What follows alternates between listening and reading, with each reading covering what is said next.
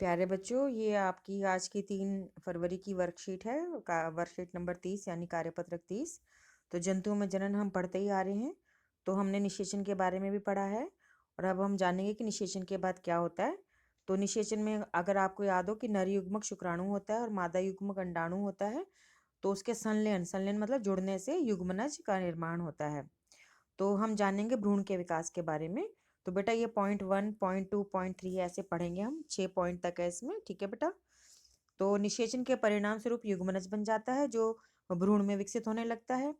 युग्मनज बार बार विभाजित होकर कोशिकाओं के गोले में बदल जाता है जिसे भ्रूण कहते हैं। कोशिकाएं तब समूह बनाने लगती हैं, शरीर के विभिन्न ऊतकों और अंगों में विकसित होती हैं। तो ऊतक बेटा एक जैसी कोशिकाओं का समूह होता है जो मिलकर एक जैसा काम करते हैं। जैसे आपकी त्वचा है, ये एपिथेलियल टिश्यू यानी एपिथेलियल ऊतक होता है। और त्वचा आपको पता है क्या काम करती है, सर्दी गर्मी से बचाव करती है। इसके ऊपर जो बाल होते हैं वो सहायता करते हैं और आपके शरीर की रक्षा भी करती है धूप से। तो ये इसका कार्य भी हो गया। तो ये एक प्रकार का ऊतक है। तो जो आपके अंग बने होते हैं वो भी विभिन्न प्रकार के ऊतकों की परतें होती हैं और हर ऊतक का अपना काम होता है। 9th क्लास में पढ़ेंगे और 10th में भी। तो इस विकासशील संरचना को भ्रूण कहा जाता है।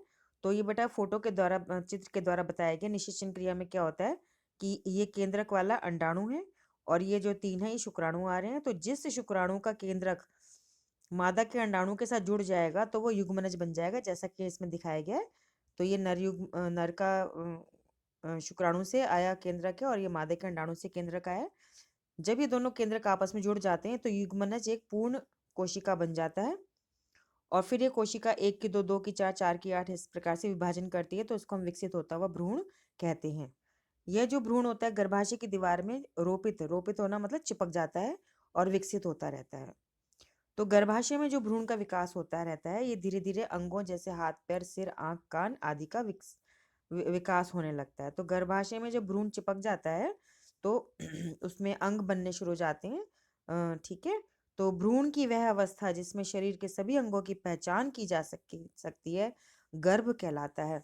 तो बेटा गर्भ जो है उसमें एक बहुत छोटा बच्चा होता है जिसमें सारे अंग बने होते हैं। और वो फिर गर्भ धीरे धीरे बड़ा होता है। जब वो जैसे मनुष्य में 9 महीने में वो बड़ा हो पाता है, तो जब वो पूर्ण विकसित हो जाता है, तो जब वो जन्म लेता है गर्भ, तो जैसे ही वो जन्म लेता है तो वो शिशु कहलाता है।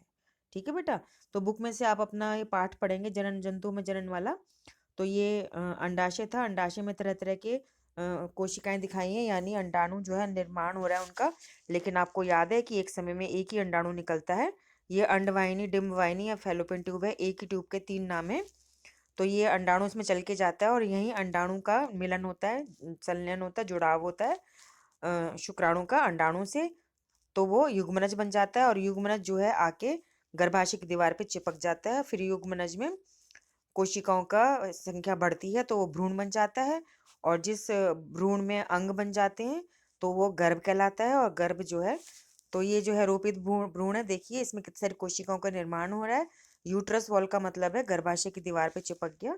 फिर वो गर्भ जो है वो बड़ा होने लगता है, वो आकार लेने लगता है। तो वो जन्म के लिए जब वो योग्य हो जाता है तो इस प्रकार से दिखता है। तो इसको हम फीटस इंग्लिश में लिखा हुआ है, कोई बात नहीं बेटा, फीटस माने गर्भ हो गया।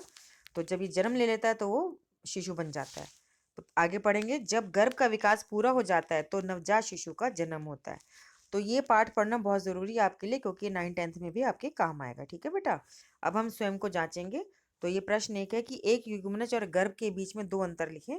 तो बेटा ये आपने यहाँ पे सारा पढ़ा है तो यहाँ से आप छाँट-छाँट के लिखिएगा। इस प्रकार से लाइन खींचिएगा, यहाँ युग्मनज लिखिएगा, यहाँ पे गर्भ लिखिएगा, इसके 2 पॉइंट लिखिएगा, इसके भी 2 पॉइंट लिखिएगा। ठीक है बेटा। फिर दूसरा प्रश्न है मादा के किस जनन अंग में भ्रूण का रोपण होता है। तो 1 वर्ड आंसर इसका गर्भाशय।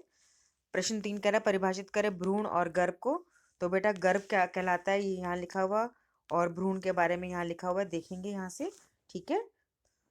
और उसके बाद आपका प्रश्न 4 है सही गलत लिखें।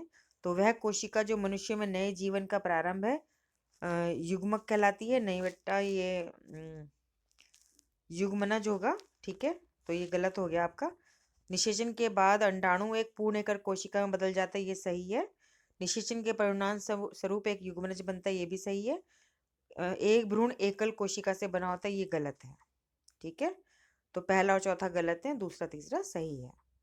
तो बेटा ये काम करने के लिए आपको स्वस्थ रहना बहुत ज़रूरी है और उसके लिए हमें कोरोना नाम के वायरस से बचाव करना है। या आप और आपके परिवार के सदस्य घर से बाहर निकलें तो ध्यान रखें कि मास्क पहनकर जाना है, और जब घर के अंदर आएँ तो ध्यान दें कि हमें हाथ, मुँह, पैर अच्छे से साबुन से, पानी से, गर्म पानी से धोने हैं।